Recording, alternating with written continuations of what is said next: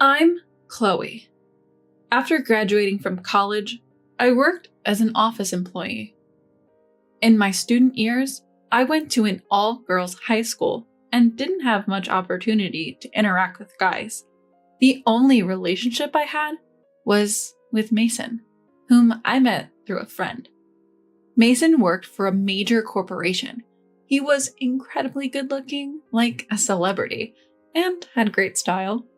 I was head over heels for him.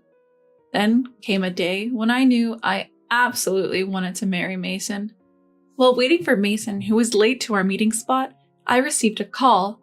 Following the voice on the other end, I turned around to find Mason standing there with a big bouquet of roses. "Will you marry me?"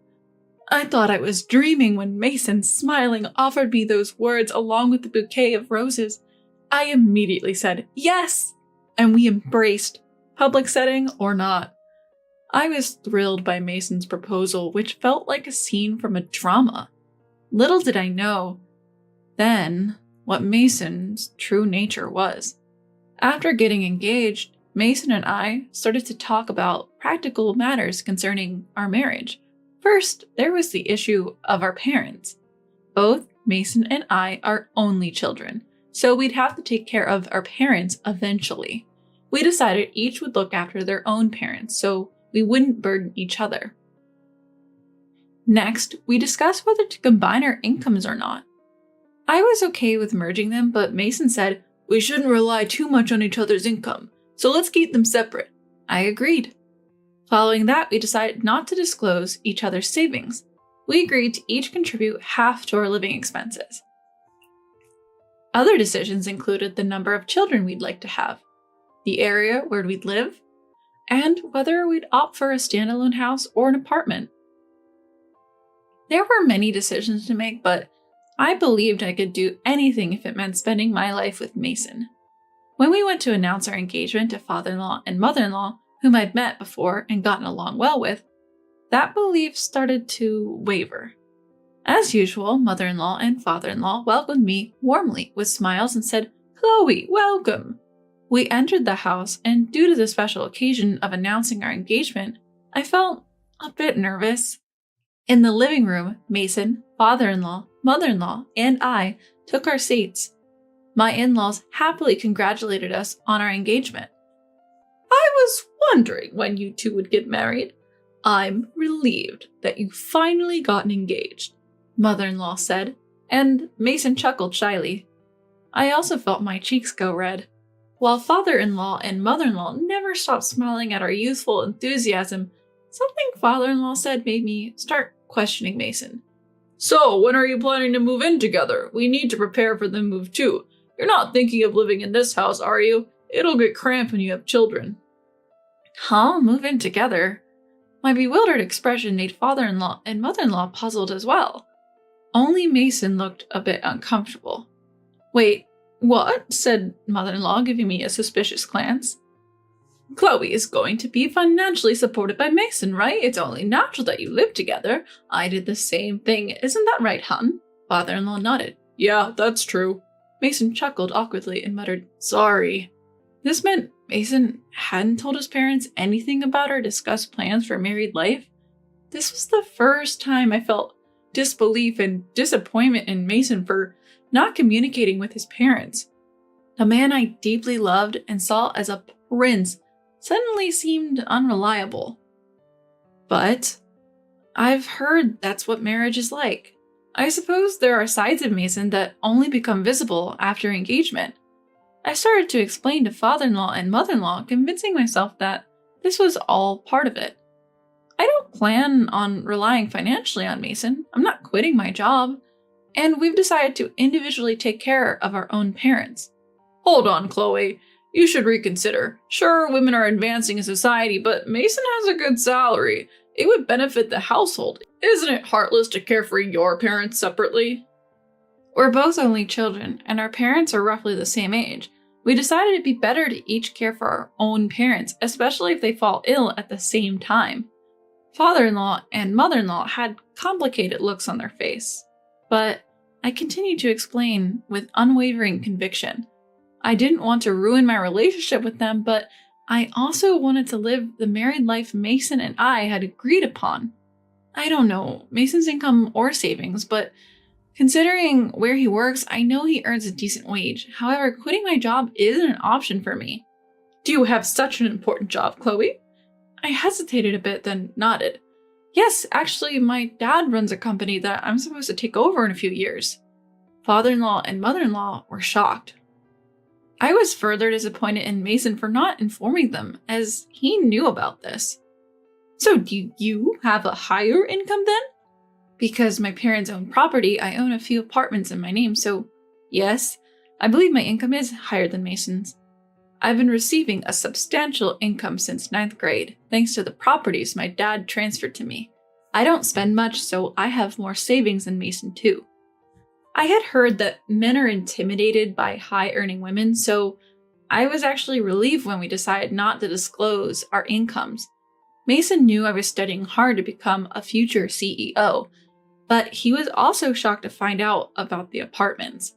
After that, the conversation turned to how many apartments I owned, how much I earn, and how much I've saved. Even Mason joining in despite our prior agreement to keep those details private.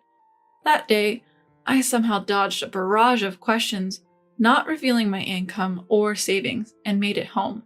But Mason changed after that. He became increasingly interested in my finances.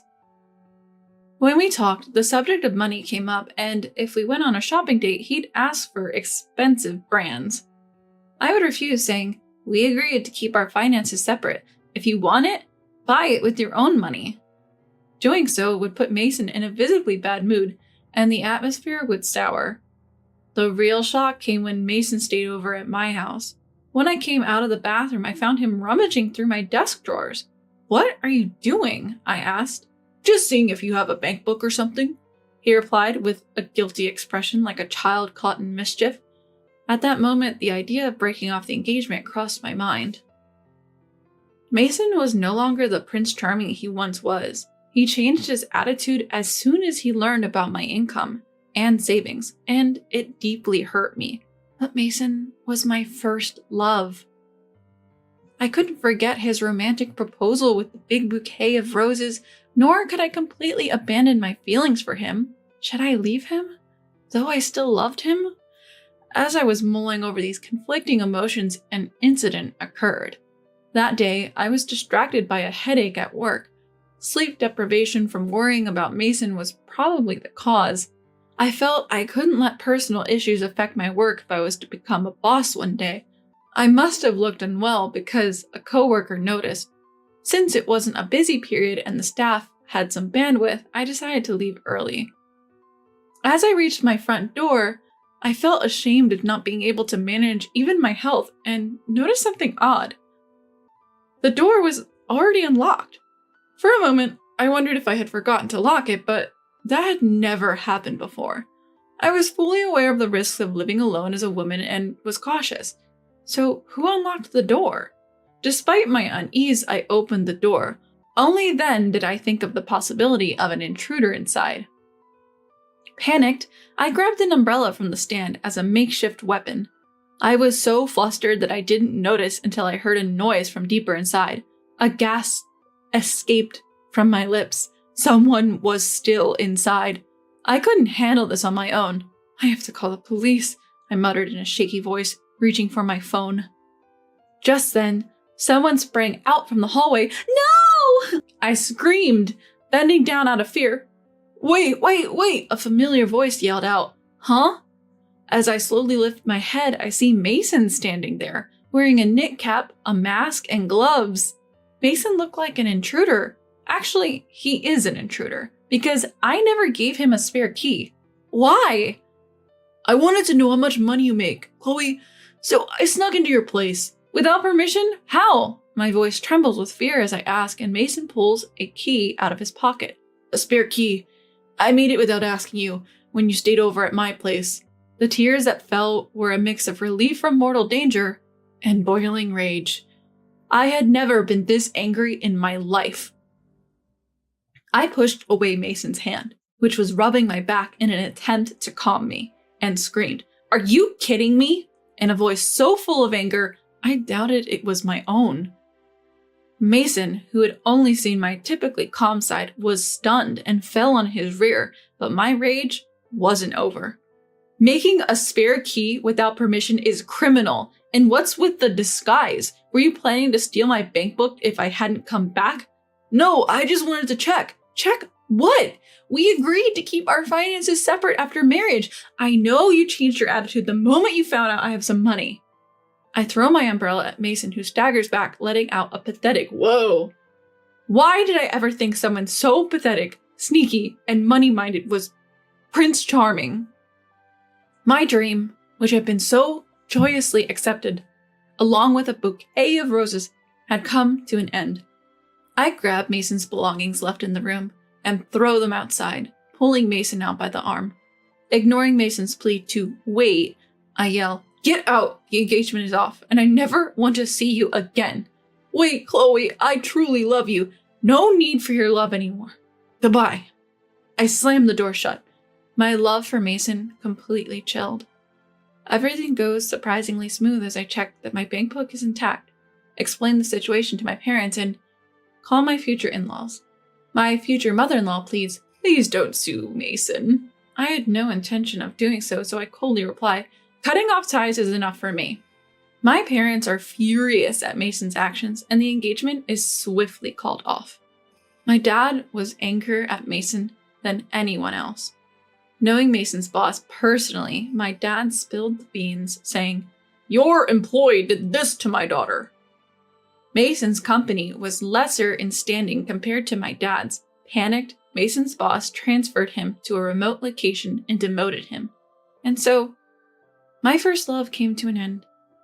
I learned the hard way that love is over the moment money gets involved. Later, Mason marries Lily, a successful CEO. Mason was handsome, and Lily, who was rumored to like good-looking men, must have been charmed. Mason had quit his job and was living a life full of golf, horse racing, and casinos. But Lily, just a few months into their marriage, had enough of Mason's lack of work ethic. She kicked him out, handing him $1,000 and divorce papers. "You lose yourself with this money," she said, as Lily, who didn't know I was Mason's ex, later told me. I totally get where Lily was coming from. Mason was the kind of guy you'd want to kick to the curb. After that whole ordeal with Mason, I dove into my work. Friends at the time say there was an intensity to me, working with the resolve to make my job my lifelong partner. But there was a man who found that intensity appealing. He kept pursuing me, and though I initially resisted, I eventually felt drawn to him. Now, we're married, and we've been blessed with 3 children. Taking over for my dad, I've become the company president. My husband has taken all the household duties as a stay-at-home dad. Once the kids are grown, my husband wants to contribute to my company, and that's why he's my ideal Prince Charming. As for Mason, after Lily left him, he even tapped into his parents' money. He's been cut off by his family, and nobody knows where he is now. Looking back, he was a prime example of how greed can ruin a life.